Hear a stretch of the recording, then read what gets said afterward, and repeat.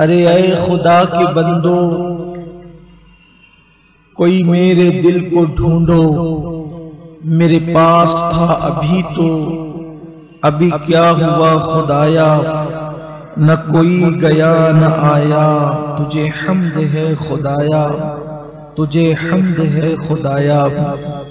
हमें ऐ रज़ा तेरे दिल का पता चला बमुश्किल, दरे रोज़ा के मुकाबिल वो हमें नजर तो आया, ये न पूछ कैसा पाया, तुझे हम्द है खुदाया, तुझे हम्द है खुदाया।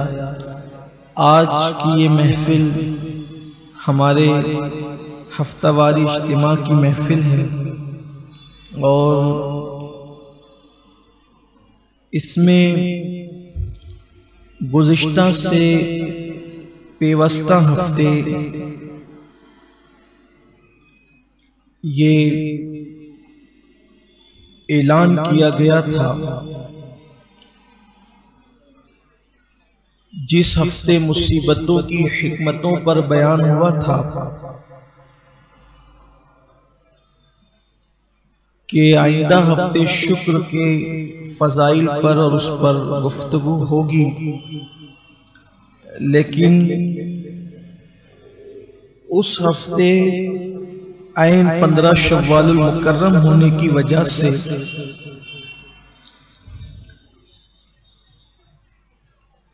जंगे ओहद और शोदाए ओहद की कुर्बानियों के हवाले से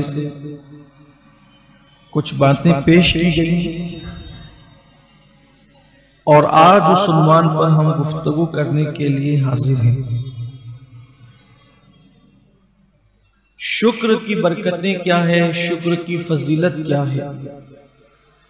देखिए, शुक्र जब इंसान को अल्लाह तबारक व तआला कोई नेमत दे तो अल्लाह का एहसान मानकर बंदा उस नेमत को अल्लाह की तरफ से मिन जानिबिल्लाह तसव्वुर करते हुए उसका शुक्र अदा करे कि तूने दिया। असल बात तो ये है कि हम अल्लाह की तरफ से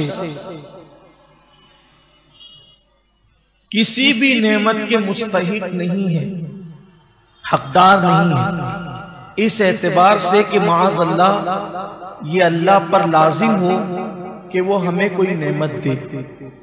उसने जो भी नेमत दी है वो महज अपने फजल व करम से अता की है और उसका सिला भी अल्लाह ने हमसे कुछ नहीं मांगा। और अल्लाह तबारक व तआला की किसी भी नेमत, कोई एक नेमत को ले ले, उस एक नेमत को अगर हम शुमार करना चाहें, एक नेमत शुमार करना चाहें तो हम उसको शुमार नहीं कर सकते। आप सोचेंगे एक नेमत को कैसे शुमार नहीं कर सकते?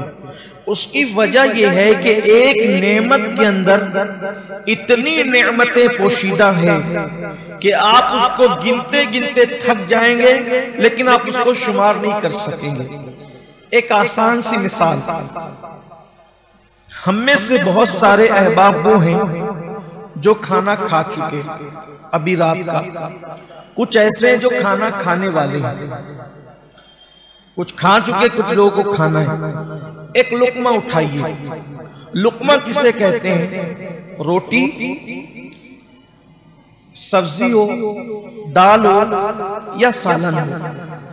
आपने उस रोटी को सालन में भिगोया और वो बन गया एक लुकमा, और वो लुकमा है हमारी उंगलियों के दरमियान।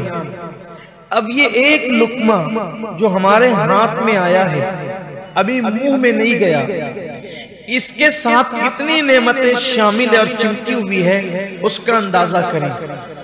आइए, कोई मुफक्किर और मुदब्बिर होगा वो तो बिल्कुल बाल की खाल निकालेगा, लेकिन हम एक तालिब इल्म होने की हैसियत से सरसरी तौर पर उसका जायजा लेते हैं कि इस एक लुकमे में कितनी नेमतें पोशीदा है।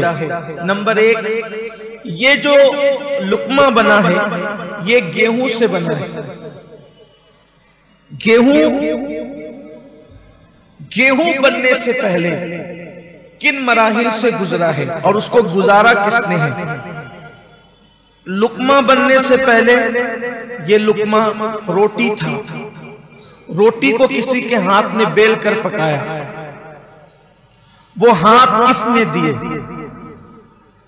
अब शुमार करते जाइए। वइन तउद्दू निअमतल्लाहि ला तुसूहा, जो कुरान ने फरमाया ना कि अगर तुम अल्लाह की किसी नेमत को शुमार करना चाहो तो तुम उसको शुमार नहीं कर सकते। तो कैसे नहीं कर सकते, जरा उसका अंदाजा करें।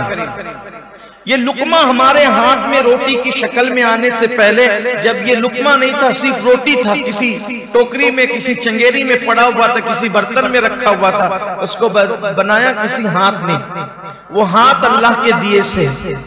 दूसरी बात, रोटी बनने से पहले वो खमीर था, आटे और पानी से दोनों के वजूद से नमक भी शामिल कर ले उसमें, तो ये तीन चीजों का मिलकर के खमीर बना, जिसे रोटी का आटा कहते हैं। पानी बरसाया किसने? अब बोलते जाएं, अल्लाह ने। उसके बाद नमक पैदा किसने किया? अल्लाह ने।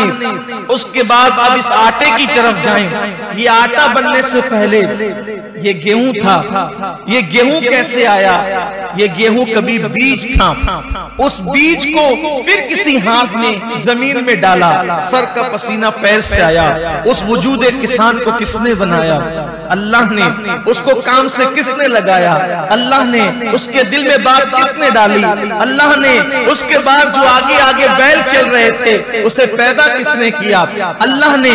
जब वो बीज पैदा करने वाली जात किसकी है? अल्लाह की है। फिर वो बीज जमीन में गया। अगर अल्लाह सारे बीजों को सड़ा देता तो क्या ये बीज कभी गेहूं बन सकता था? कभी नहीं बन सकता था। फिर वो जमीन के अंदर चला गया। उसको पानी देने की तौफीक अल्लाह ने जिन हाथों को दी, वो हाथ किसने बनाए? अल्लाह ने। जो पानी पहुंचा वो पैदा किसने किया? अल्लाह ने। उसके बाद फिर अल्लाह अकबर।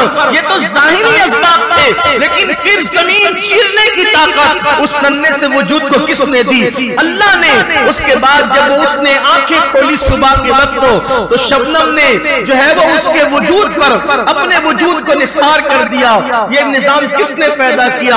अल्लाह ने। उसके बाद शबनम के उन शबनमी कतरे जो रात के वक्त शबनम उसके वजूद को नम करती रही, तो गोया कि अपनी किरणों के तौलिए से उसका चेहरा किसने साफ किया और उन किरणों को किसने पैदा किया? अल्लाह ने। उसके बाद चांद की दूध या रोशनी उसको झूला झुलाती रही। ये वजूद किसने अता किया चांद को? मेरे अल्लाह ने। उसके बाद जब वो अपने सर को उठा करके जवानी की दहलीज पर पहुंचा, तो उसके अंदर जो है वो सुम्बुले किसने पैदा की? अल्लाह ने। और एक बीज से कई दाने पैदा हुए, और जब वो दाने पक गए उसको पकाया किसने? अल्लाह ने। उसमें बारिश का वजूद है, उसमें आसमान का वजूद है, उसमें जमीन की मुशक्कतें हैं, जमीन की मेहनतें हैं। इस तरीके से कोया के पूरा निजाम लगा हुआ है। कभी शबनम खिदमत कर रही है, कभी सूरज खिदमत कर रहा है, कभी चांद खिदमत कर रहा है, कभी सितारे खिदमत कर रहे हैं, कभी आसमान खिदमत कर रहा है, कभी जमीन खिदमत कर रही है। तब कहीं जाकर के गेहूं पैदा होता है। और उसके बाद जब गेहूं पैदा हुआ, अगर उसको घुन खा लेते तो बताओ हमारे पास आ सकता था? नहीं आ सकता था। उसको घुन से बचाया किसने? अल्लाह ने।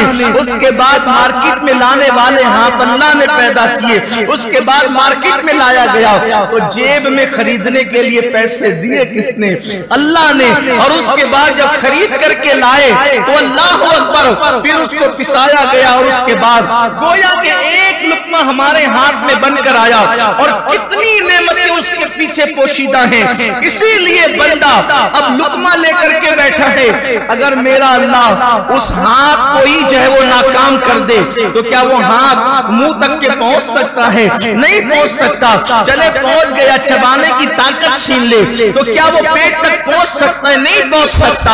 हाथ को ताकत दी, मुंह तक पहुंचाए, मुंह में दांत पैदा किए ताकि वो चबाए, जबान के अंदर ताकत पैदा की, वो लज्जत महसूस करे। और उसके बाद चबा चबा जमाकर जब हलक के नीचे गुजार दे और जब हलक के नीचे लुकमा चला जाए, इंसान का इख्तियार खत्म हो जाए, अगर वो खाना अल्लाह हजम न होने दे तो बताओ पेट में कितनी तकलीफ होगी, कितनी मुशक्कतें होगी। लेकिन अल्लाह ने ऐसे लुआब पैदा किए जिससे वो खाना हजम होता है। अल्लाह अकबर। फिर पेट में जाता है, पेट में जाने के बाद आंतों में जाकर के कभी वो काम का होता है, कभी नाकाम होता है। काम की चीज पेट में रह जाती है और जो नाकाम होती है नाकाम की नहीं होती, फुजले की शक्ल में उसको बाहर कर दिया जाता है।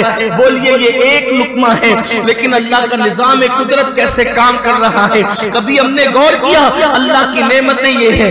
ये तो एक लुकमे की बात हुई, एक लुकमे की बात हुई।